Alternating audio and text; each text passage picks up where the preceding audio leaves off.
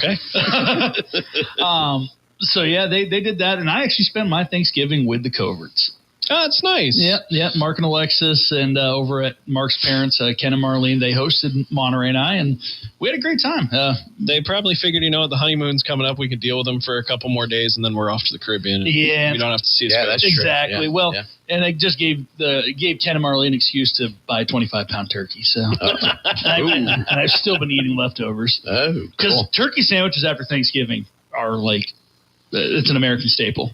That's true. Yeah, so, it is. Yeah, it is. And Marlene makes this wonderful thing called Nadeva, which I still don't know exactly how to describe. It's kind of like a quiche or a casserole, but it's godly. And she won't, along with her tart, she won't give you the recipe. She won't give you the recipe. Is that does that come from a certain country or a certain area? Yeah. Okay. So if I recall correctly, it's an Eastern European. I want to think it's like Polish.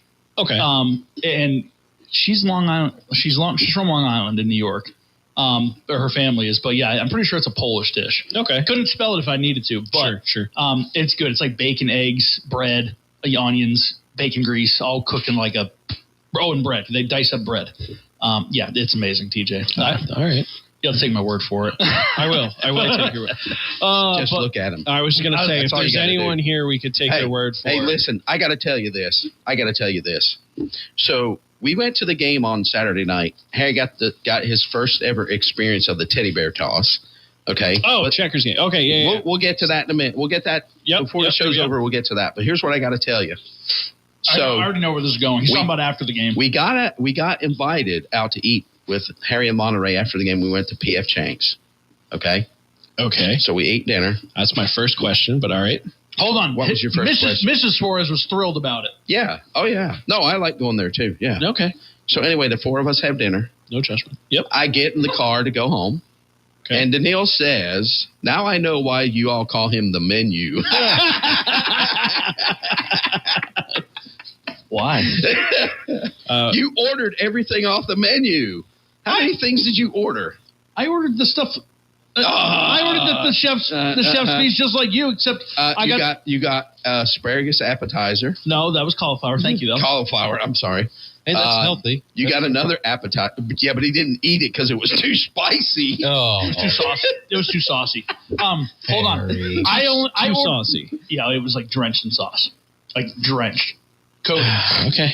All I'm saying is that's exactly what she said. And I, now I know why y'all call them the menu. You know, Monterey and I did the same exact thing you guys did. The two for that other appetizer. I didn't order. She just brought it to me. I'll tell you what. You can take it up with Daniil the next time you see her and ask her. I expect nothing less from a Carolina fan. That's exactly what she said. Yeah, you too over there, you loser. Wow. Great to see you too, Harry. Thanks for keeping us on time and on track tonight. Once again, P.F. Chang's, guys? Come on. Hold on. TJ. Have you ever had the honey chicken there? Yes. Guys, get a real restaurant. Get your P.F. Chang's on a Tuesday when you're listening to the sports recap and you don't know what to get for dinner. Not on a Friday night after a hockey game. It was Saturday.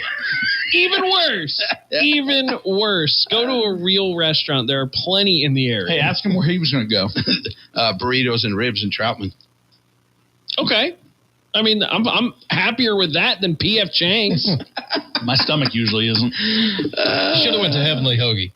I went there yesterday for lunch. Did you? Hell yeah. Got to be Italian. The dinner recap show on WA. Anyway, 5 minutes in. Someone pull us back in. All right, let's move on. We got to go with birthdays. As always, birthdays, trivia, interesting facts. All right, so let's start off. Only one significant birthday today that I could find.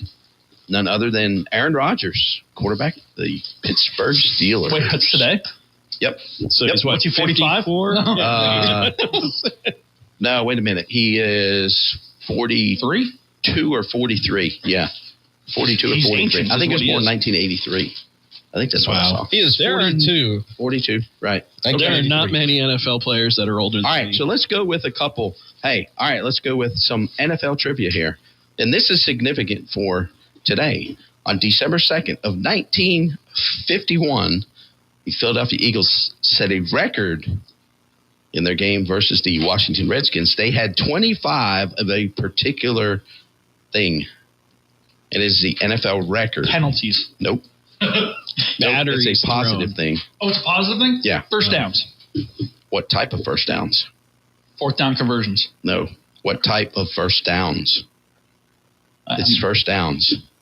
Oh, there are a couple types of them. First and inches? No. First and fives? Nope. First and goals? No. I don't know. I have to give it to you. Yeah. I got the answer right. Yeah. 25 rushing touchdowns, rushing first downs is the record in an NFL game. Okay. For rushing first downs. Okay. So here's the question. Right. I'm with you. You got What it right. is the record for the signifier. most passing first downs in a game? And it happened on October 13th of 1985. New York Giants did it against the Cincinnati Bengals. 19. Who was the quarterback? Don't ask who we're just picking numbers at this point. Like if he says it's Boomer Esiason, does that actually help you? Well, wasn't the guy that broke his leg, was it? Joe Theismann? No. Yeah. Pick a number. Passing first downs. No. Who was it again? It was the Bengals and Giants did it against the Bengals on October 13th. How many passing first downs? I'm going to say 20. 5. I'm going to say 27. 29. 29. Yeah. All right. Was it Hofstetler? Was that the quarterback Yeah, back then? he might have been. Yeah. All right. 85. What is the record for the most first downs in a game, in an NFL game? This happened on November the 10th of 2013. It was done by the New Orleans Saints versus the Dallas Cowboys. 54. I'm going to say 44. 40. Wow. All right, I got okay, here's the next one. All right, I got two more. After the Dolphins, the longest active drought for a team without an NFL postseason victory belongs to this AFC team. Chargers. Nope. The Jets. Nope. It's not the Jets. You got to think they went 09. They were really good. No. Yeah. I'm going to say Sanchez. it's not the Cleveland Browns because they went to the AFC Championship game not too long ago. I'm going to say it is the... And I actually got this one right when I saw it. I had to look at it. Is it... No, it's not them either. I was The thinking- Raiders. Yep, Las Vegas Raiders. Yep. All right, one more. So this weekend, Bryce Young, I believe, had 3 touchdown passes. The roller coaster himself. It is his 4th game this year with 3 or more touchdown passes. Mm-hmm. How many other quarterbacks this year have 4 or more games of 3 touchdown passes in a game? None. It's either none or one. I think it's none. 3. No. Okay. All right, so hold on. Drake May. Nope. No, he hasn't. No, believe it or not, he is not. He hasn't Really? even had a 300-yard game this year. All right, Dak. Yes. Yep, Dak's 5. one. I'm going to go on a limb here and say Baker. 5 games of 3 or more. Baker Mayfield, No. Justin Herbert, No. Daniel Jones. No. Sam Darnold. No. Michael Penix, No. All right, we're just naming Caleb Williams, Yeah. Jalen Hurts. No. No. Jackson Dart. No. Wow.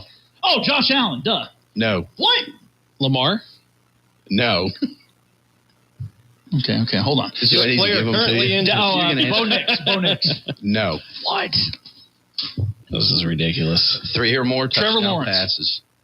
No. Herbert. I already said him. No. He's already been guessed. Pat Mahomes. Yes, he I has did not- 5 yeah, games how with did 3 we- or more. I didn't think he's With played 3 well or enough more to have touchdown those. passes. There weren't any left. All right, so there's one more. There's one more. Wow. And this person has the most 3 or more TD pass games this year at 6. Okay, who scores a bunch of points? Is it Jordan Love No. who scores a bunch of points? I mean, The Texans. CJ Stroud? No. Oh. Man. Who scores a bunch? The Rams. I figured Matt you'd get- Stafford. No. Yes. Yeah, Matt Matthew Stafford. Stafford. He just used to say no. I was thinking about the Lions. I was thinking about the Lions, Hey, but look, it's Matthew Stafford. I thought about Jared Goff, but there's no way. It's a good thing that this show is opinion based and not fact based because we are not the encyclopedia. Let me tell you, but we can tell you hold what on. we think. If you want to know the best food in the 50-mile radius that I'm in, I could tell you that. There he is right there, the menu. The menu. There you go. It That's what I'm shows saying. P.F. Chang. But again, opinion based. Oh, that was good. And you guys said one more? That's it. No, that's all of them. All right. Light night. I usually do better at the trivia. I feel a little disappointed. You'll be all right. All right. I got I'll one. redeem myself in the next segment. Oh, wait a minute. Harry's got one. No, I got one for you. Okay. Who has the best record in the NFL right now? New England Patriots. Boom! You guys got that right. Congratulations. Okay. All right. Now let's move on real quick. The football picks. Last week, Bryson was the big time winner at 7-3. I'm going to start following you, bud. I was 6-4. 5-4. Oh, Marky was 6-2. He missed the 2 games that we added. But he sent you his picks, by the way. Yeah, but I didn't count the 2, and I counted them. He was 6-2, but I'm saying he didn't do the 2 games that we added. And then old Harry was 5-5. I'm letting you guys catch up a little bit. So right now, Harry's at 71-32 at 689. Next up, Mark 76-37 at 672. Bryson 77-38 at 670. And I'm 74-41, 643. Me and Bryson are the only people that have picked all the games, though. But I have the most wins out of everybody. Is that what you're saying? Yes, you do. You got 7. Hey. No, you got 7. Yes, 77. You do. There you go. You got the most wins. Good for you. Mark 2nd at 76. They don't call him the commander for nothing. And Harry 71. Well, actually, we do. It's because he commands no knowledge of football. Because he's I can command your microphone at any point. Yeah. So keep that in mind. Yes, you can, sir. Lots of power behind the board. This is the voice of the commander. All right, boys. So let's talk some college football rivalry week game review. Let's talk a little bit about each of the games. Let's start off with Georgia 16, Georgia Tech 9. You know what I thought was kind of interesting? Do you know what the nickname for this game is? Yeah, I used to. Oh gosh, no, I don't. What is it? Clean, old-fashioned hate. Nope, that's not what I thought it was. Okay. Why hide it? Why hide it? That's the nickname. I was doing my research, and I'm like, wow, that's interesting. It's all right. Here's my take, Georgia Tech. Georgia defense, just too much for Georgia Tech's offense. I mean, it's not like Georgia Tech runs a particularly difficult offense as well. So. Right. And you're talking about guys that are all going to be on the NFL defensive lines here soon. Georgia, yeah. So, I mean, but it's what we talked about. We didn't think it was going to be a blowout by any stretch. It was probably going to be a close game. But Georgia was going to essentially dominate the game without dominating the scoreboard, if that makes sense. Yeah, because Georgia themselves only had 260 yards of total offense. Georgia Tech had 250. Yeah. A lot of moving the ball, bend but don't break. Yeah. That was kind of what it was. And that's kind of the marquee thing for Georgia this year is their defense is good. They may give up some yards in between the 20s, but they don't let points on the board. Yeah. So that's been Georgia's MO for the last 5 years, 6 years. Kirby Smart thing. Yeah, it's always been defense first. Yep. And we'll talk about that some more coming up in the preview of the coming games. All right, so then we had Texas 27, Texas A&M 17. The game was 10-3 A&M at the half. I watched 3 quarters of this game, and it's still not Arch Manning still ain't the guy. No, Texas, he did not impress me at all, and I was not impressed with Texas. I was surprised when I got up the next day and it was like, oh my God, they won the game. Like, what? So I know we talked about it, and kind of like the Checkers game we saw, I felt like one team was just not interested in really being there. Like, it's kind of what it felt like. Even for a rivalry game, it just did not feel like Texas A&M had that intensity that Texas had. I get it. It was a home game for Texas, and it was like their Super Bowl because any hope they had of making it to the playoff resided on this game. Like, they had to win this game. And even winning it, they're still probably not going to make the playoff. Right. But you got to do their business first. And Texas seemed fired up. A&M did not. But really, the only thing A&M loses is a first-round bye, maybe. They're in the playoff regardless. Yeah, they're in the playoff regardless. Maybe they lose the first round bye. Yeah, exactly. So this is one of those things that's like, how much does it really hurt us? But and here's the other thing: they may have gained by losing. It's funny how that works now because now they don't play in the SEC championship game, right? That's right. So they've got an extra week off. Yeah, because now it's going to be Ole Miss and Alabama. Yeah. So they might have gained by losing. Yeah, that's interesting because you give that committee another chance to throw some shade at you if you lose another game in the SEC championship. Yeah. So, I mean, I'm just saying. And I guess they would have played Alabama, right? No, they'd have played Georgia. Georgia was coming out of the East. Alabama's in the West with them. No, I think Georgia's in because Texas A&M lost. Alabama Wait a minute. You're right. Actually, he is right. Yeah, you're right. You're right. Yeah. Georgia's in because Texas A&M lost. You're right. So what if Texas A&M was in there and lost to Alabama? Well, that would have been interesting because after losing to Texas, didn't they play this year? Alabama and Texas A&M. Did they play earlier this year? I don't think so. No, they didn't. Okay. All right. Next up, Ohio State 27, Michigan 9. This is the game, right? It was underwhelming, to say the least. Well, I mean, that's the name, the game. Yeah. Hey, by the way, the Rook just messaged us. Oh, I know. Harry looks good in my seat. He's been blowing my phone up.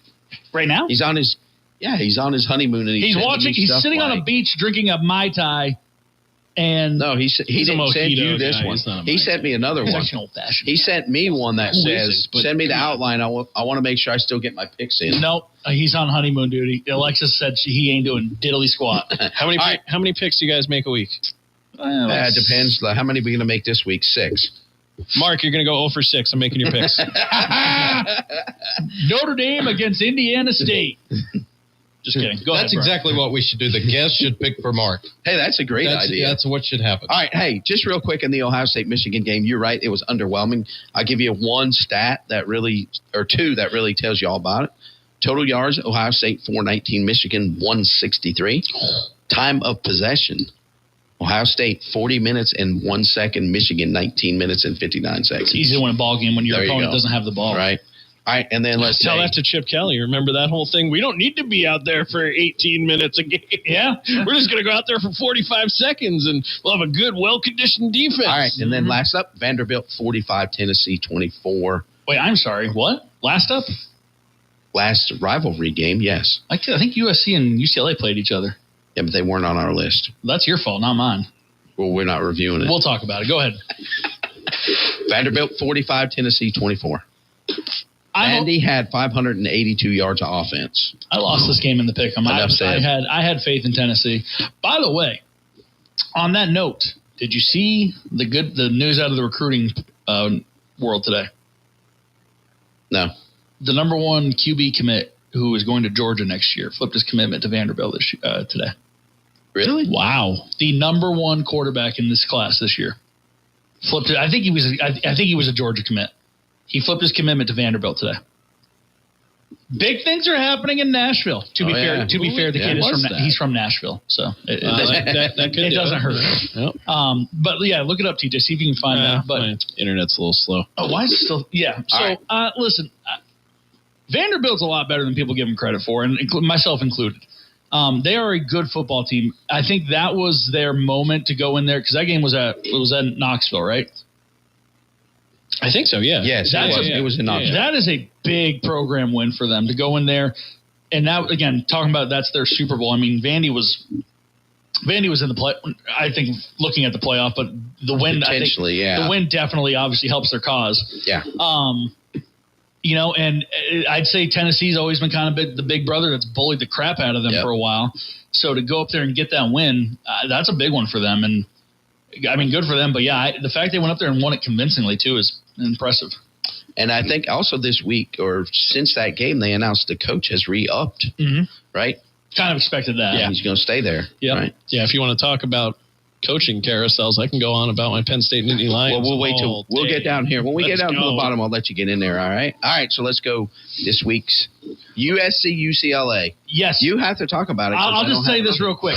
UCLA was beating USC for about 2.5 quarters, and it was a really ugly football game. And then Jade Mayava just woke up and looked like a Heisman candidate again. And USC ended up winning convincingly. It's one of these things. Like I've said it, I don't know how many times on the show this week or this year. The play calling for USC is the only thing that truly holds them back. You know, I know people like to talk about how good Lincoln Riley is, and don't get me wrong, he's a great quarterback, I would say developer in college, but the play calling is just atrocious half the time. But listen, we beat UCLA, and you know what UCLA stands for, right? Would you like me to tell you?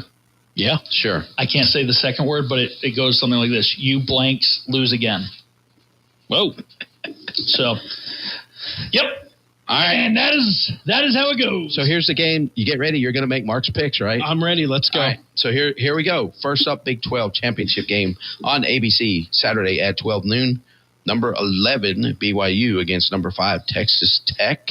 Texas Tech. This team has played these games. These two have won, have prior played this year. Tech 29, BYU 7. Tech's defense is too much for BYU in this game. Tech has won all 11 of their games by 20 points. Yeah.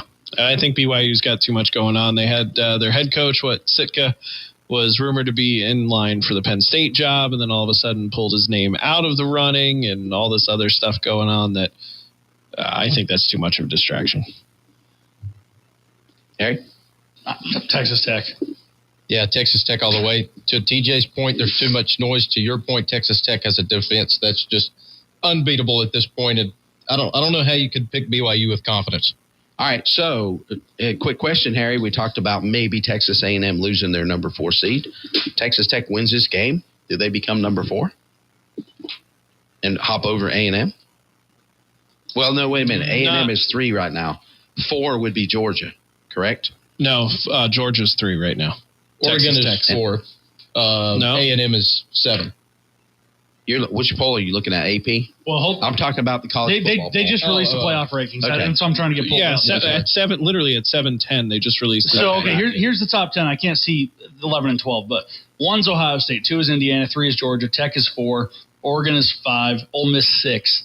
A little surprising there. So Texas A&M dropped that far? 7th. They're 7th. Whoa. Yeah, Oklahoma Okay. at 8, Alabama 9, 10 is Notre Dame. Vanderbilt's at 14 right now. But I can't see 11. 11's probably going to be 11 and 12 will be the conference championships, the champions. Well, last week, number 12 was Miami. Yeah, I'm looking. It looks like BYU and Miami sitting at 11 and 12. That would Miami make being sense. 12. Yeah, right now BYU at 11. Here's the full. BYU at 11, Miami 12, Texas 13, Vanderbilt 14, Utah 15, USC 16, Virginia 17. All right, so what I said doesn't apply. So Texas Tech right now is 4. Yeah. Mm-hmm. So they win, they'll have a bye. Yeah, they won't drop. right. Yeah, I mean, there's one of those teams is probably going to drop out of the top. Well, actually, I don't know. If Indiana beats Ohio State stays in the top 4. If Ohio State beats Indiana might drop to 5. Yeah, I don't know. We'll talk about that coming up when we preview that. All right. I don't know who would you put then in 4? I don't know. Because I don't think Oregon gets a bump up to 4. I think, personally, Ohio State and Indiana, the only thing I think could happen is if Indiana were to win, they flip. Yeah. No, I think Ohio State would drop to 3, honestly, especially if Georgia wins. But it depends. Yeah, if Georgia loses, they win. Yeah, so that's Okay, there's obviously interchangeable things. Yeah. If Indiana beats Ohio State could drop to 3 if Georgia wins and beats Alabama. So, speaking of, 4 p.m. Saturday on ABC, the SEC championship down there in Atlanta, Georgia against Alabama. Kirby Smart is 1-7 versus Alabama. That was Nick Saban. I was going to say, that was Nick Saban. What is Kirby Smart against Nick Saban? Actually 1-5 because he's not beaten Kalen DeBoer. They've played him twice and he's lost both times to him. Is it twice? I thought it was only once. Nope. Third twice. time's the charm. Mark, you're going with Georgia. Yeah. Well, here's the thing. Bama's Ty Simpson has struggled in the last 3 games too. Bama's quarterback. Bama should have lost to Auburn too. I mean, if we're being honest. Here's the thing. I mean, I understand what you're saying, and I think I'm going to pick Georgia in this game. But to me, the quarterback that plays the best is which team's going to win this game. I think the defenses are pretty even. And Georgia's quarterback, Gunnar Stockton, he's okay. Like, he's not fantastic. So I think it's going to come down to the quarterback play in this game. But I'm going with Georgia. Here's the question I have for y'all. If Bama loses, they're out of the playoffs. They now have 3. If they lose to Georgia in this game, they got 3 losses. Are they out? I would put Vandy in at that point because Vandy also beat Alabama. No, they didn't. I'm sorry. No, they didn't. No, they did not. No. I'm sorry. They did not.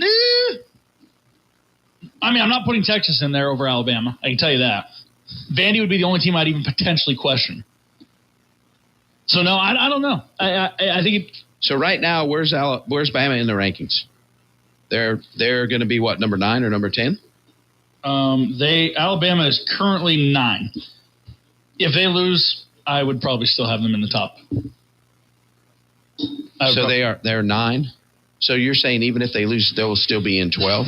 If they lose in a close game, if they get the break speed off them, I could see Georgia, or excuse me, I could see Alabama falling out. But again, I'm not putting Texas in there.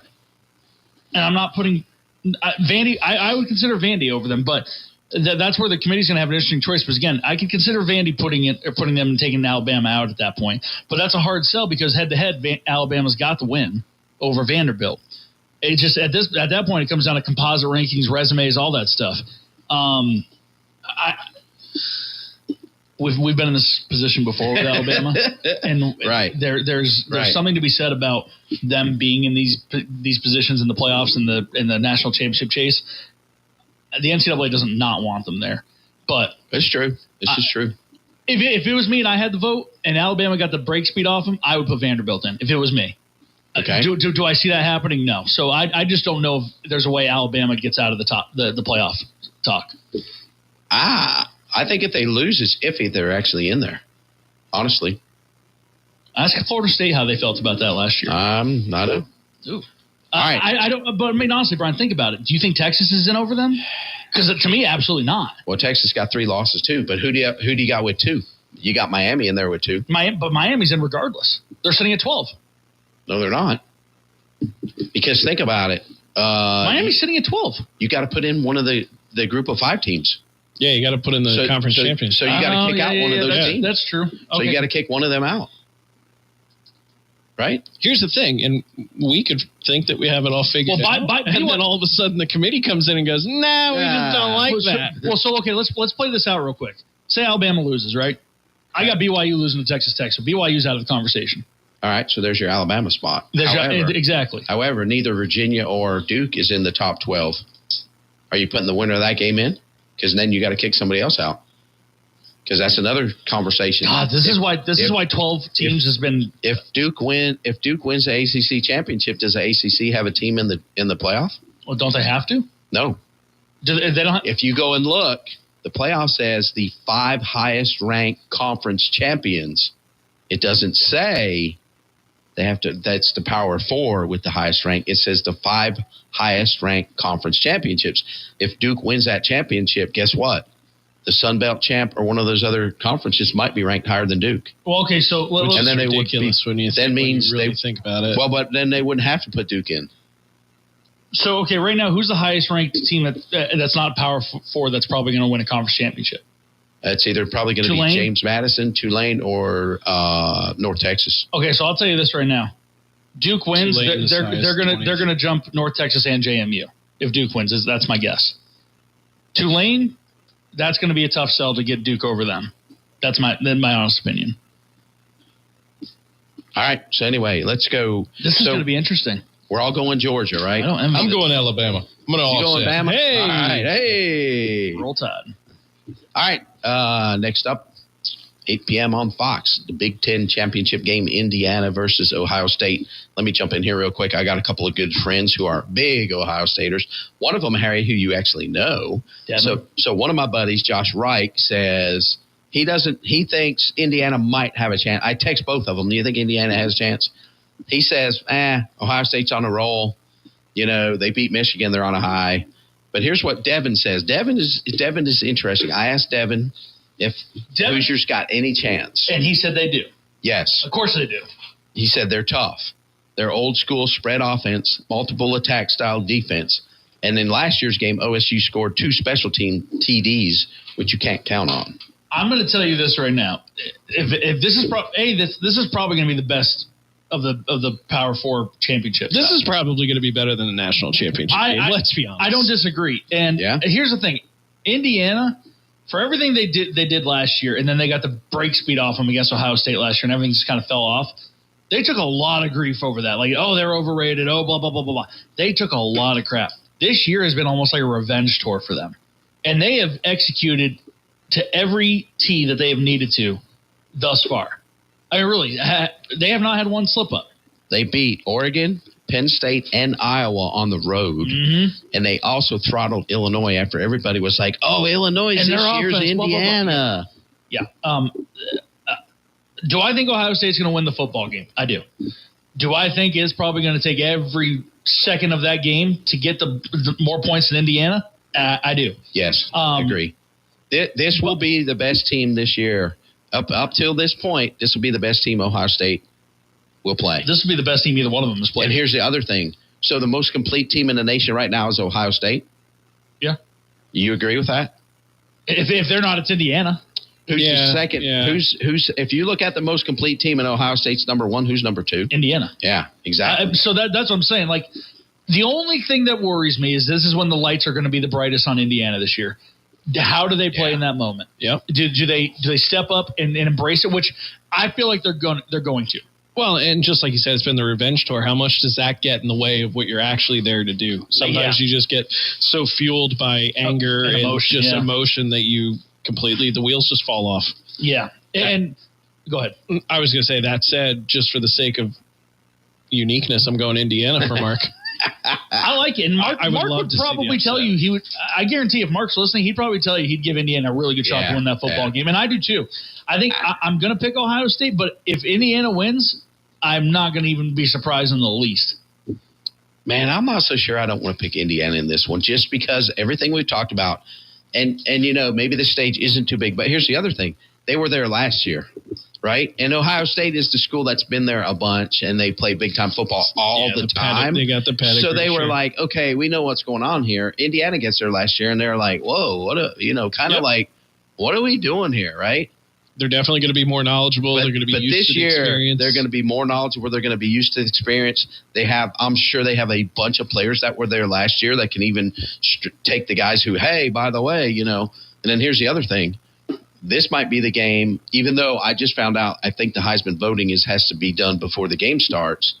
I still think that Indiana's got the Heisman Trophy winner at quarterback. Yeah, I agree with you. I 100% agree with that. And this will be his moment. I'm gonna go with Indiana. I think they're gonna pull it off here. I like it. I'm going to Ohio State. Yeah, I'm taking the Buckeyes. All right, and then one more, and we'll take a quick commercial. No, we won't take a commercial break. I'm sorry. Virginia at Duke, 8 p.m. on ABC. This game is in Charlotte. I'll just be really quick. I think Duke's winning. Really? Yeah. Yeah, I think Duke's going to win. Give me Virginia. Yeah, I'm going to go with Virginia in this one. I just think Duke's not as they got there. They kind of backed in. They got through. But to be fair, tiebreaker thing. To be fair, so did every team in the ACC this year. The ACC is dog. Like, they are dog. I'd have to agree with that. So, listen, this is a coin toss to me. I like the fact that Duke's playing. I think at this very given moment, Duke is playing better football than Virginia. And you can make an argument for that. And I think they have the opportunity now to take that momentum. And we talk about all the time going into the playoffs and late end of the year things. Momentum carries you. Right. I think right now they got more momentum. All right. So I'm going Duke. Harry's going Duke. I'm going Virginia. I don't think Duke has it. I think y'all are crazy for picking Duke. I'm not going to circle Duke on this paper. Wait, I'm the only one that picked Duke. Oh, he's the only one. I thought. I'm going Virginia. You threw me off at the commercial break. Yep, Virginia. No, Virginia. No. All right, so we already talked about the college football playoff rankings that just came out. Pending a couple of upsets this weekend. That could be very interesting as far as who's in and who is out. Let's also talk some coaching carousel. I know TJ wants to talk about his Penn State, but I got written down here Lane Kiffin. Boys, what do you think about the Lane Kiffin news about him leaving Ole Miss? I told you this last week. If he was leaving, he was going to LSU. That money was way too good. He's following that Eddie O pattern. Got to USC. You got to get in some Ole Miss and then get over to LSU. That's true. Already pepper to come. So, all right. So I agree with Ole Miss telling him he can't coach. I don't see why you would let him do that. The only thing I don't like about this is if I'm Lane Kiffin, I'm telling LSU, okay, yes, I will be your coach, but I am finishing this season with my team. This can be announced after the fact. It can be a done deal. It doesn't have to be announced. And then I would go to Ole Miss and be like, hey, listen, I am going to leave, but this is the team I have cultivated and I have helped build, and these guys deserve a shot to do this with their coach. Let me finish it with them. That's my look. They're conference rivals. Yeah, that's a huge issue for me. If I'm Ole Miss and Lane Kiffin says that to me and says, "Look, I've accepted the LSU job. I'm coaching my guys." I don't want him coaching my guys because I don't want him putting my guys in scenarios that maybe he wouldn't have done if he wasn't going to be LSU's next coach. I'm not saying anything bad. I'm not trying to drag his name through the mud or that he's a horrible person. But everyone else is. Don't worry about it. I've been in this situation before. I'm thinking at the pro game when the Eagles were playing the Chiefs in Super Bowl 57. And Jonathan Gannon, their defensive coordinator, had already announced he accepted the Arizona Cardinals head coaching job, and he just phones it in the Super Bowl because he could not care less. Yep. And if I'm Ole Miss, I don't want someone who's phoning it in. And I'm not saying that Lane Kiffin would, but I want someone that my guys are going to rally behind. And you're right, and I don't think he would as well, but I think if this was any other team, like if they're just going to go play in a regular bowl game, yeah, I could see that. But the fact is, you're in a playoff position now. I don't know if I shake the boat that much if I'm Ole Miss. I think it comes down to more or less it's like you're now going to one of our bigger rivals. We don't want you in the building. Exactly. We don't want you in the building. Not because it's like they're scorned by that. Any further opportunity that this guy could get to gather information or intel and stuff like that. Yeah. Like there you go. This is all or try to influence the players to transfer. Yes. Right? I want him out. I want to tell you this. So I thought about this over the weekend. He won't last 4 years because he won't win enough games because they're going to expect he's going to win 10 or 11 games every single year. He's going to get in the playoff every single year. And I don't think he's going to be able to compete against Alabama and Georgia. Brian, I'm going to tell you this right now. Lane Kiffin will be the best recruiting head coach LSU has had since Les Miles. But recruiting right now is all about the money. Exactly. It's not about the coach. And LSU is shelling it out. We'll see what happens. I'm telling you right now. The LSU. You watch their recruiting classes over the next year or two. They are going to get the big names that in the SEC that would ordinarily think about it. The number one recruit in the country just flipped his commitment to Vanderbilt. You think they're throwing out more money than Georgia? He might be. There ain't no way. Now, granted, that's his hometown. I get it. There's something to be said there. Louisiana has a pretty good pipeline for high school football. I'm with Brian simply because we've seen enough of Lane Kiffin. I swear he's like 100%. He's the Haley's Comet of college coach. It's like every 5 years we get another. Lane Kiffin's going to another school, or he's going to be the Alabama OC, or he's going to the NFL. Why is that? He's not going to win. It's not him though. He is actually sought after. Yeah, he's done the circle already. Yeah, I know, but think about this. Okay, let's think about this for a second. He was the youngest NFL coach in history. Okay, USC, right? And what did Al Davis say? He's a liar. He's a con man. That's right. What he told him. Well, Al Davis said he's just a con man. So, okay. Well, Al Davis, listen, you know me. I'm a USC guy. I'm not a huge Lane Kiffin fan. So let's think about this. Lane Kiffin was where? USC. Where else has he been? Tennessee. For 1 year. Tennessee. Florida, FIU. FAU. Okay. Yep. FAU. Ole Miss. And Ole Miss. Okay, no, as a head coach. Tennessee. Yep.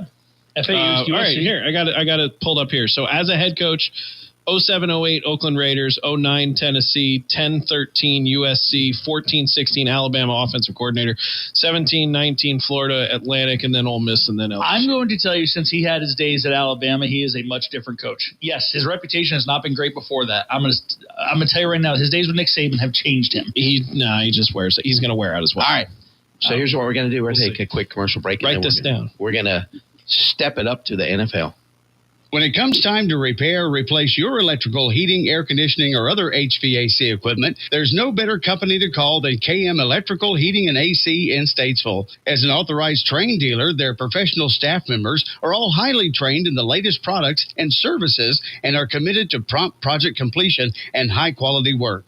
KM Electrical, Heating, and AC is positive that they can have it up and running in no time. Call 704-876-6279 or go online to calldkm.com. Attention all home decor and comfort lovers. White Sales Home Furnishings and Flooring just received a huge truckload of Spring Air back support mattresses. And they're on sale now. All sizes and firmness levels available at unbeatable prices. Plus, we've got a massive selection of home furnishings, including sofas, recliners, tables, and more at spectacular savings. And that's not all. When you're ready to give your floors a makeover, we've got the best selection of carpet, hardwood, laminates, and more. Hurry in today to shop our incredible deals and revamp your home in style. White Sales, 583 Turnersburg Highway, Statesville. Say, are you looking for expert car care for your Toyota, Lexus, Honda, or Acura? Well, come to Quality Car Care, located at 2040 Old Mountain Road in Statesville. From routine maintenance, tires, alignments, and repairs to major mechanical work and in-depth diagnosis, Dennis and his team have got you covered. With 2 Toyota Master and Hybrid certified technicians and a Honda certified technician on site, you'll get the top-notch service your vehicle deserves. Open Monday through Friday, 8 to 5. Let Quality Car Care take the frustration out of car repair.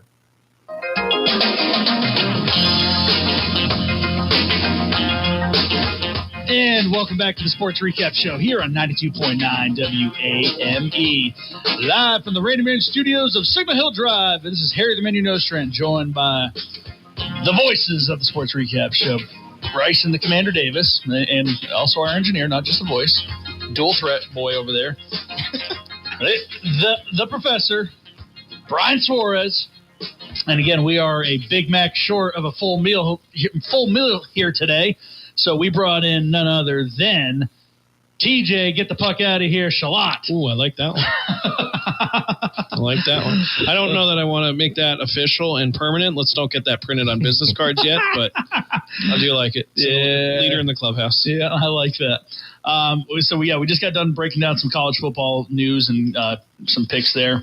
And as Brian alluded to before the break, we are going to step it up to the league, the Shield, the NFL, with our Week 13 game reviews. And Brian, what do you want to start with? I'll tell you what we're going to do.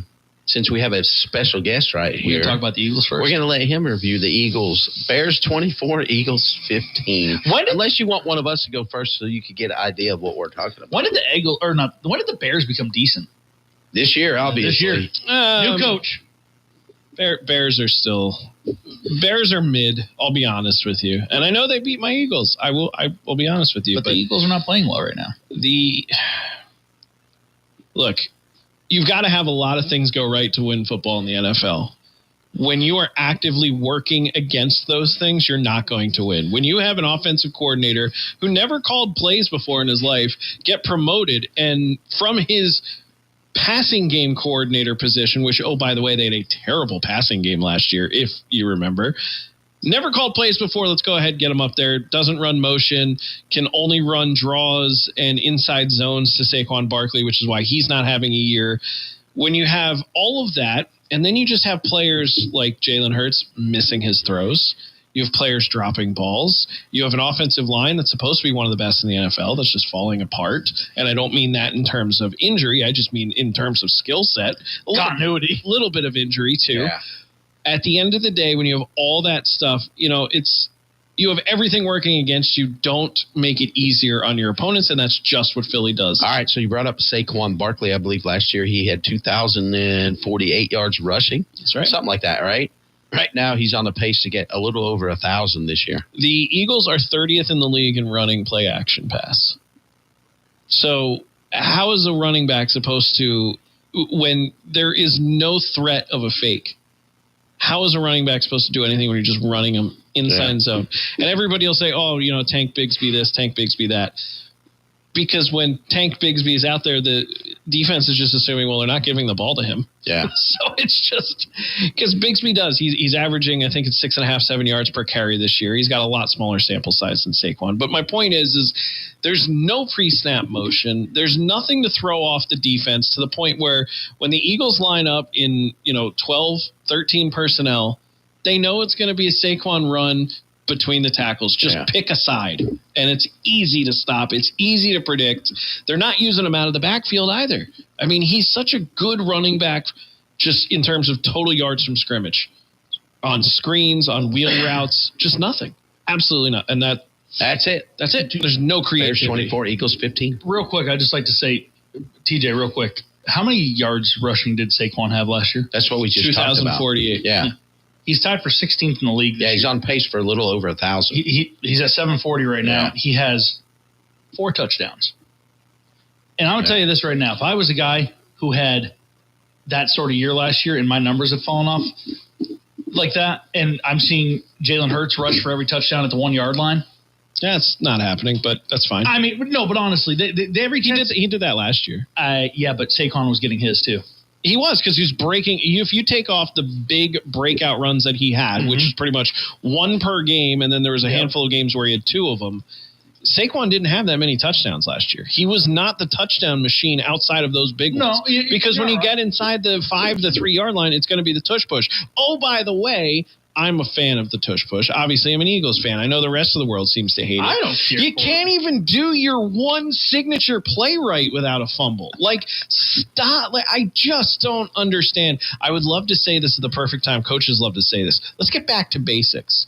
Here's the problem, though. They are so basic already. You can't even go back to basics. All right, he had 13 touchdowns last year. He's literally on pace for he's at right now a third of what he had last year. I don't know. The offense is just abysmal this year and I say this having Saquon and it's the most expensive offense in the NFL. Yeah, and I have A.J. Brown on my fantasy team, and I see what they do week in and week out. A.J. Brown had a good game last week. Now, don't get me started on him. Don't get me.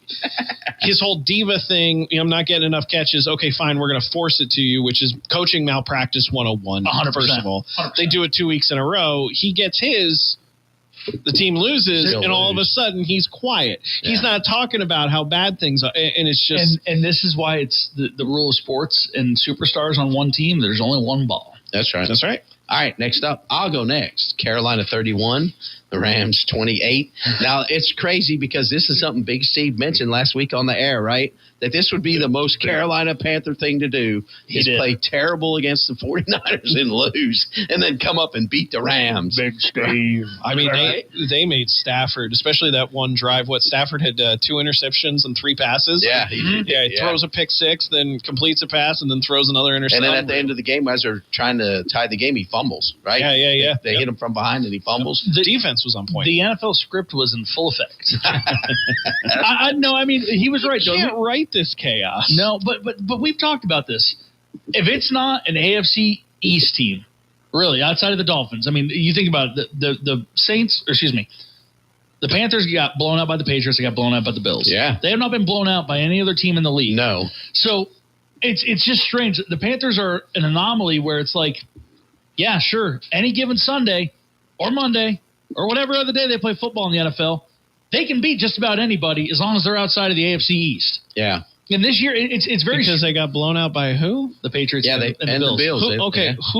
Who has the best record in the NFL? Patriots. Okay, and who also is a very good football team that many people have in their Super Bowl predictions? That's my point. If your point was, the 2 teams that have absolutely throttled them this year are 2 really good football teams. Okay. That's the point I'm getting at. Yeah. And they just happen to both reside in the AFC East. But everybody else, they've hung in there. Well, hold on. Here's what we need. We need to see them play the Dolphins or the Jets. If they get throttled, okay. Yeah. So there goes your point. The Dolphins. Everyone beats the Dolphins this year. But that's you're saying the AFC East has the fix-in against Carolina. If that's the case, then even the worst of the AFC East would be able to beat Carolina. Have they played the Jets? Yes, they did. And that was an awful game. They did play the Jets. Barely won. Right. Snuck it by. Yeah. All right. So listen though. Here's the thing. Bryce Young got hot down the stretch last year, right? Yeah. Looks like that's happening again. And get this, he was clutch. 2 for 2 on 4th downs for 76 yards and 2 touchdowns in the game on Sunday. But what did I talk about last week with Bryce Young? And this is why, again, his contract's up after next year. Right. Yes. This guy, I think, I truthfully believe Dave Canales is the answer that the Panthers need as far as Bryce Young goes. They just need more time. So the Panthers are going to have to make a decision next year. If Bryce continues to develop, you've seen so much of this so far with him. Right. Yep. But coaching continuity has been a huge issue. True. There seems to be some sort of connection with Canales and the offense as far as Bryce Young goes. We just got to see a little bit more of it. And I like what I'm seeing from Bryce Young and the Panthers so far. If he gets surrounded by a little bit more talent offensively, and this development happens, I think the Panthers are maybe onto something with him. I'm not saying he's going to be like Cam Newton to what Cam Newton was to the Panthers, but I do think that Bryce Young's been kind of dealt a bad hand with the Panthers, and he's finally starting to get his feet under him a little bit. It's just he needs more time. That said, I think the scouts need to get their stuff together and start looking at a quarterback maybe in the 2nd round, 3rd round do something, get some kind of pressure. I'm not saying, waste your first round pick on another quarterback and turn the page, but I think there needs to be a little bit of fire under him and maybe a little competition there. And, because Andy Dalton's not pushing him. Exactly. Yeah. Andy Dalton just wants a paycheck. He's been in the league for 15 years and he'll take it. And honestly, again, I'm pulling from my experiences. I look at what the Eagles did with Carson Wentz and Jalen Hurts. Yeah. They draft Hurts in the second round. You've got now 2 quarterbacks, and Wentz was coming off that MVP year, but we weren't sure where it was going to go. And then they decide, you know what, we're going with the young kid. Yeah. He's got the talent. Yeah. And maybe that's the same thing. Maybe Young just, even if he does get hot, maybe they realize at the end of his contract, if they draft well, they might have someone better. Was Nick Foles in that mix of that whole time period too, or was that before that? That was just before. Okay, that's what I thought. Yeah. So, but no, I agree. I mean, truthfully, if they had a guy like Joe Flacco right now, I mean, that's not a guy you need to worry about pushing for a career. Exactly. But it's someone that's saying, hey, I can go out there and play if you're not going to do your thing, which the Panthers kind of did that with Bryce Young already with putting Andy Dalton in. They did. But he's right. If they got a young, talented quarterback to come in behind them to push him, it's going to, I think, probably do even better. So we'll see. The running game's been good. We'll see. We're going to talk a little bit later about their playoff chances. So let's go next up. Denver 27, Washington 26. One of the things I love about this game is the Commanders in losing overtime. Yep. No, they went for 2. Rather than settle and kick the extra point and keep the overtime going or go for a tie, they went for 2 to win the game. I like that. Let's be aggressive. Let's go for it. But that's the thing. If you're the team like the Commanders who are not expecting to win that football game, you take that shot right then and there. Sure. Because listen, what are the chances you're going to get a stop again? And I mean, you just agree. Like in that Reagan-Mooresville game we talked about a couple weeks ago. You take your shot and then you bank on the fact that, hey, listen, at that point we're golden. Yep. Of course, if it works out, you're a genius. If it doesn't, people second guess you. But I still love the move. I agree. Yeah, love the mindset. Denver comes into this game 9-2, and Harry, you've mentioned for the last several weeks that Denver is going to have a moment where they're going to sort of fall apart. They're going to have that game where they just don't. Everything doesn't add up. Where the unimpressiveness shows up to me. Right, exactly. Are they a little bit past where they probably should be? And the answer could probably be yes because of Sunday night, right? You go into this game. Washington obviously has fallen apart, injury-ridden in every department on the team. So when you come into this game, Denver obviously an easy favorite. But Washington hung in there. Marcus Mariota had a solid game, some great passes, a great catch. I wanted to mention to Traylon Burks in the end zone, which is probably going to be a candidate for catch of the year. Kind of shades of Odell Beckham in the Giants game back. Absolutely. Both on Sunday Night Football. Yeah. It was amazing. So you have that moment. But look, Washington is a team. They've obviously struggled. They've got a lot of hurdles, and a lot of things are falling apart over there. Me, if I'm just telling you, speaking to you, my mind as a fan, I'm looking for that draft pick. So honestly, I'm not. Look, I'm just being honest and transparent. The core is still there. I mean, McLaurin's still there. Daniels is going to get healthy in the offseason and come back, and it's. The core is still there. Yeah, and you're at the point in the season where you're not going to save this. You're not going to turn this around. You've won 3 games. Yeah, what are you going to do? Sneak into the playoffs and be a first-round knockout? Yeah, exactly. And I don't want that to be in that position. A lot of times, in a very Washington thing to do is to lose the first round of the playoffs, or you get into that wild card game, and then you have kind of a mid-first-round draft pick, and you're not really there where you could possibly be if you had just lost a couple of games. Not saying they should throw all the games. They hung in there, and I like to see the effort. I love the mindset to go for 2, I like the aggressiveness, and that's a Dan Quinn thing, and that's what I like about Dan Quinn. But, no, Washington played great despite the circumstances. Denver, I think, is the bigger question out of this game, as we've seen them not necessarily fall all the way apart. They're still a W on their name, right? They're 10-2 now, but their potential to, have backsliding games where maybe Denver's not as good as we think they are. And how good does that look for the Patriots as we move into the postseason? Because more than likely, you may see those 2. I think this is the first year in a long time that we truly don't have any dominant teams. I'll be honest with you. Even with the Patriots being at 10-2, Broncos 10-2, 11. I'm sorry, 11-2 after last night. But we don't have, you don't have the Ravens have fallen off. Yeah. The Bills aren't living up to expectations. Chiefs the defending Super Bowl champs, they're struggling. The Chiefs might not make the playoffs. I mean, it's incredible the parity that we're getting this year, and it's just I don't know what the cause is. I agree 100%, and I agree. I cannot figure out why this is, because here's the thing: the Chiefs should not be as bad as they are.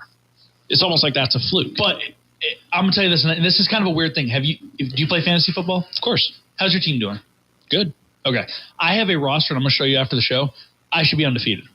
And I'm 3-9. Well, that's a totally different conversation. Well, no. I'm just saying there has been a lot of times where players, like the Bills, perfect example, Josh Allen's not having a great year. Right. He's not having a very good year by his standards. Right. Saquon, not having a good year. Yeah. We're seeing a lot of players on teams who are the centerpieces that are struggling to replicate what they've done in the past. And I think you've got these teams like Lamar Jackson. Who would have thought, and I get it, people are down on them right now, but who would have thought the Colts would have been where they are right now? Well, even they've cooled off. Well, yeah, and they've been dealing with some injuries. And we're going to talk about surprising teams here in a second. There. Yeah. All right. I don't know. It's a very weird anomaly to me this year. It seems like every single team is beatable. A pig wearing lipstick. It just depends on how much lipstick are they wearing and how much are they really a pig. Like when you look at the Chiefs, they're probably not really a pig, but what's going on with them? You look at a team like I'll be honest with you. Chicago is a perfect example. That's a pig wearing a ton of lipstick. I'm sorry. I know they just crushed my Eagles, but that's how I feel about the Packers. All right. Same thing. Everybody. It's very, very Last night, Patriots 33, Giants 15. How about that kick, though, huh? How about that kick? The kick return? No. The actual. Oh, yeah. The turf. The turf is damaged. Oh, my God. There was two really good moments in this game, and that was one of them. And then Jackson Dart getting absolutely lit up. On a perfectly legal hit. Yeah, and I got to tell you something. And I wanted to put this on the outline, but I didn't. The league is showing you by not making penalty calls with it. If that had been Pat Mahomes 2 or 3 years ago, flag, Absolutely. all live long day. Absolutely. If you're a quarterback, did you see the hit? No, I didn't see. Okay, I'll show you after the show. Okay. Jackson Dart took a shot, and it was one of the harder ones I've seen along the sidelines. But he had an opportunity to dip out of bounds about 5 yards earlier. Oh, and he didn't? And he didn't. And one thing I will say about that, Jackson Dart's a tough kid. Yep. And I love watching him play football. But he's got to protect himself. I agree. He's got to protect himself. But here's the thing: I'm not going to start complaining about them. Oh, so okay. Wait a minute. So then afterwards, there's a little bit of a scrum, but there was never a penalty flown because the Giants get pissed. That was the second big hit he had taken in the first quarter. He was running, so he's fair game. He was inbounds. He was inbounds. I mean, fair game, no penalty. It was a big hit. It wasn't a vicious hit though, and that's the way it should be. Mm-hmm. What I get mad about is all the people complaining. And I'm not saying you were doing this, Harry, but people who complain, if that was Patrick Mahomes, 2 seasons ago, that would have been a penalty.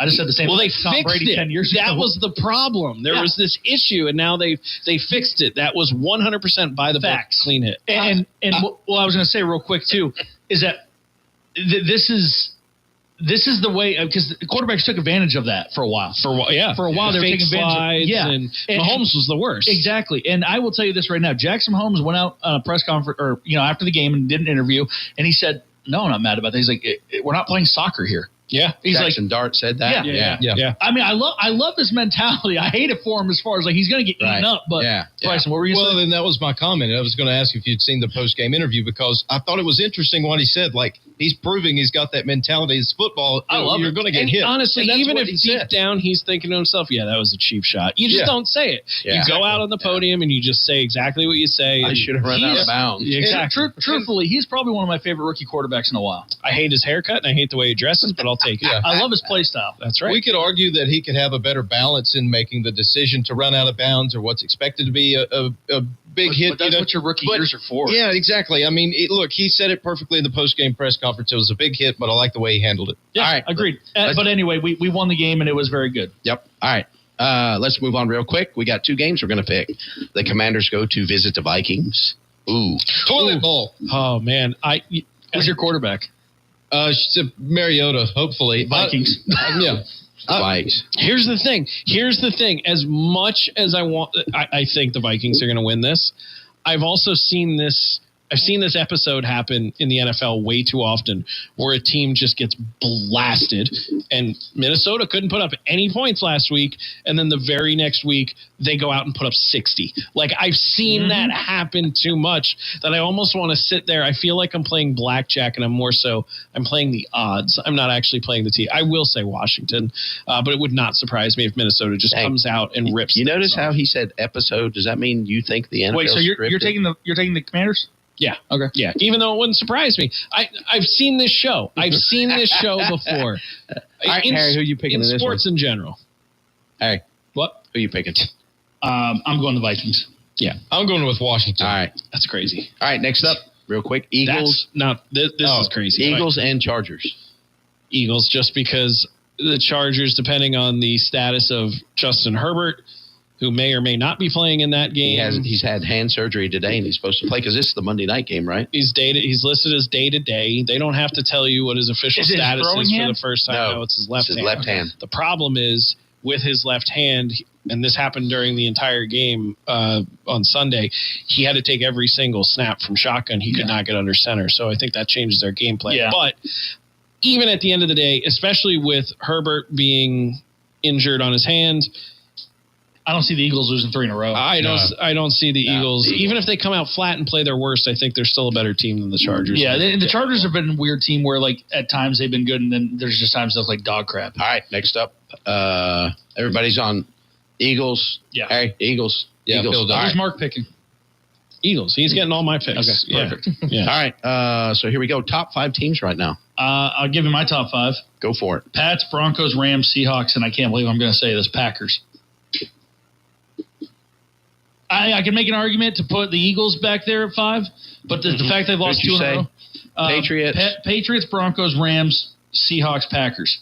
Okay. I can make the argument for the Niners. I can make an argument for the Eagles there at 5. The Packers, though, just going on the road and beating Detroit on Thanksgiving, Yep. I'm going to give them the edge. I'll go with that. They're not in the top 5, but you know who's scaring me? Dallas. Yeah. Cowboys are coming on. They are getting hot at the right time. But going back to Bryson's point about the Commanders, a good friend of mine, Zach, a diehard Cowboys fan, he says they do this every year. They get hot enough just at the wrong time, meaning they slip in their draft pick scenario, and then they either miss the playoffs or they're one and done anyway. So this could just be another Dallas once Cowboys Jerry's show. out of the picture, they'll just suck just to get a good draft pick. Start with you. Who's your most surprising team this year? Most surprising team? The Colts is a great example of that. We talked they've kind of cooled off and slowed down just a little bit, but straight out of the gate, Indianapolis, and you're like, wow, Danny Dimes, right? So I would say just looking overall, probably Indianapolis. Colts. All right. Hey. I'm going to give you on the flip side. There's two teams I'm going to give you. The Patriots. Yep. There ain't no way nobody thought they'd be 11-2 at this point of the season. All right. Agreed. Yep, I agree. And then the Chiefs. Agreed. Those, yeah. Yes. I mean, listen, the offense for the Chiefs has been struggling for the past couple of years, especially starting last year. And you saw Travis Kelce start to be used less in that offense. They don't have the Tyreek Hill that they used to have at wide receiver. They've got a gang of wide receivers that at times can be good, but they're not healthy. The Chiefs have just, I think we're finally starting to see the fall off a little bit. Yeah. And anybody notice the correlation between Patrick Mahomes signing a $500 million contract and less talent on the field around him? Yeah. No, they've never really had the most talent around them. All right, TJ, who's your surprise team? Honestly, perfectly in line with what Harry said, but for the sake of being a little bit different, the Panthers. I did not expect them to have a winning record at this point. Actually, they have as many wins this year as they had the last the previous 2 combined. Didn't see that happen. And some of their wins, just the teams they beat, I think is enough to be surprising. And if I didn't pick the Patriots, that was going to be my next pick. I got the Patriots. Yeah. I mean, and nobody thought 11-2. No way. And here's the thing. I'll tell you this, and I've said this last week. Mike Vrabel's got that locker room just in a completely different place than they were. Yep. And again, I'll say it again. I hate what happened with Gerard Mayo as being a Patriot guy, one of our own. I hate how it went down with him. But he wasn't the guy after Bill Belichick. And I said that. And when the moment that Vrabel was not with Tennessee, I'm like, why are we not hiring this guy? Yep. And now we're seeing the fruits of that. There's all right. Two coaches out there that if you are an NFL executive and owner and you're looking for a new coach, the model that you need to be following is Dan Campbell Actually, 3. Dan Quinn and Mike Vrabel. Yeah. If you're not following that type of tough guy, hard-nosed type attitude, I don't know what you're doing. And what do all 3 of those have in common, those coaches? They're defensive guys. Defensive players. Yeah. They're all defensive guys. Yeah. And I'm not saying offense isn't the way to go. I mean, no, but it's there's something to be said, and you said about the toughness. Yeah. And again, I'm not going to dog the offensive guys real quick, but those defensive, tough-minded guys make that locker room, they believe in them. And they make the tough decisions. Look at, what Dan Campbell did, he took over the play calling. He's a defensive guy, and he took over the offensive play calling because he knew his guy wasn't getting it done. He had to make that tough decision to get it working, to get things moving. Especially after watching Matt Patricia do it for the Patriots. Their mentality is different than an offensive player. It is. Right? It's and that survive. Makes a big it's difference. fight. All right. Will the Chiefs make the playoffs this year? Yeah. You think they will? Yeah. I mean, they're 6-6. Right. They're not going to win the division. No. But Broncos have that sealed up. But let's look at the other teams that are in the wild card hunt: the Ravens, the Steelers, as I say Ravens, Steelers. One of those teams is going to win the division. I'm sorry. Let me rephrase that. Right. You've got the Bills. I mean, it's going to be a slippery slope. Yeah. But I think the Chiefs are going to end up with a better record. Right now, you've got New England, Baltimore, Jacksonville, and Denver. Those are your division leaders. Yep. And then you've got Buffalo at 8-4, Pittsburgh at 6-6, Indy at 8-4, and the Chargers at 8-4. And Indy could very well slip into the leading their division right now. So it won't be I don't think the Steelers will get there. No, I don't. That's what I'm saying. I mean, outside of the Bills, I think the Chiefs are probably better than all. They're going to end up with better. I don't know what the remaining schedule is. They play the Texans, Chargers, Titans, Broncos, Raiders. They're going to win all but one of those games. And that Chargers game is going to be huge because the Chargers are in front of them right now. LA 8-4, Kansas City 6-6. So that game could lose. Yeah. That could really loom large for that final wild card spot. All right. I think they lose. I think they win all but one, maybe 2 of those games. That's my honest thought. All right. Next up, are the Panthers going to make the playoffs? They only have one way of making it. It went out. No. Well. All right, so if they can they play Tampa twice. They got to beat them both times. If they beat them both times and win one of their other games, which are New Orleans and Seattle. They're not beating the Seahawks now. Well, okay, I take it back. You know what? I take it back. I don't know what the hell they're going to do. Their only way in is to beat – they got to beat Tampa both times. No, I don't know if they have to beat them. No, they have to. They have to. Their only way in is to win the division. Because then they would have the tiebreaker on them, too. Yeah, that's true. So I don't think they're going to beat Bucks both times. I don't think they'll beat them both times. But they should beat the Saints. And the Seahawks game could be a toss-up. Although, in true Big Steve fashion, it'd be the most Carolina Panthers lose to the Saints. So. Yeah. All right. So here we go. Let's go on the quick recap. I brought up the teddy bear toss, which happened on Saturday, at the Bojangles Coliseum, and Harry was there for the first time ever. It's my favorite game of the year. Harry, I want your impressions on the teddy bear toss. Oh, man. That's got to be one of the cooler things you see at a sporting event. I mean, it took a little while to get that first goal. Was it first period still? That was in the second. It was the second period, yeah. Early in the second period. Early second period. And last year was the third period. Yeah, well, remember that? I'm pretty sure it was like 2 or 3-0 before the Czechs got a score on the board. But it was cool. I mean, nothing makes a head coach love their life quite as much as teddy bear toss when your team's down 2-0 or 3-0. You're just getting momentum, and then all of a sudden you got to stop for 15 minutes while they clean. Well, it ended up getting to 3-2 at that point, and then I think they scored another one to make it 4-2. Right, 4-2. But yeah. So anyway, it's one of the cooler things. I mean, if you haven't been. If this is a game where you bring a stuffed animal or a teddy bear to the Bowplex, and when the Checkers score their first goal, they get tossed on the ice, and those stuffed animals are donated to, I believe it's Children's Hospitals, right? It's not a uniquely Charlotte thing. No, they do. So somebody said they do it in Hershey too. I mean, Hershey currently holds the world record. That's insane. They go back and forth between them and the Calgary Hitmen in the OHL, which is junior hockey. Yeah. Calgary's where it started. Yep. That's the team formerly owned by Bret Hart, which is why they're called the Hitmen. Yep. But Hershey currently owns the record. Last year they had 120,000, something like that. Hold on, I'll look up the record. And they said there was 6,000 bears on the ice at Charlotte. Hershey has the record. But it goes on for a few minutes. They score the goal. People run down to the glass and throw the bears or the stuffed animals out there. The players start cleaning it up and bag them up. And it was 6,000 stuffed animals that are going to go to kids for the holidays. And it's just a very cool thing. It's got a great vibe to it. good atmosphere, and was very, very happy to be a part of it for the first time. 102,000. 102. All right. So, hey, we want to thank TJ Chillot for coming up here and hanging out with us on this Tuesday night on the Sports Recap. Thanks a lot. Guys. Thanks for having me, man. TJ, I'll sit here and cry about my Eagles and my Penn State Nittany Lions that still don't have a head coach. TJ, it's good to see you, right. but get the puck out of here. It's been a fast and furious, according to Bryson, an hour and 12 minutes. He's kicking us off the air here on the Sports Recap on WAME Real Country 92.9 FM 550 AM. We'll be back next Tuesday night at 7 p.m. and we can review all the football championship games this weekend. We'll see you then. See you guys.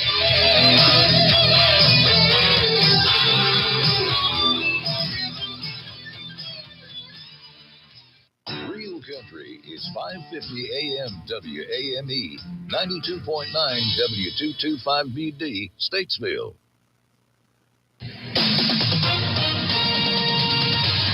With us are news. I'm Keith Peters in Washington. A man accused of shooting 2 National Guard troops near the White House has pleaded not guilty to first-degree murder and assault charges. Ramanullah Kanwal made his initial court appearance by video from a hospital bed for charges stemming from the November 26th shooting that killed Specialist Sarah Beckstrom and wounded Staff Sergeant Andrew Wolf. Federal authorities are preparing an immigration enforcement operation in Minnesota focusing on Somali immigrants living unlawfully in the U.S. The operation, which could begin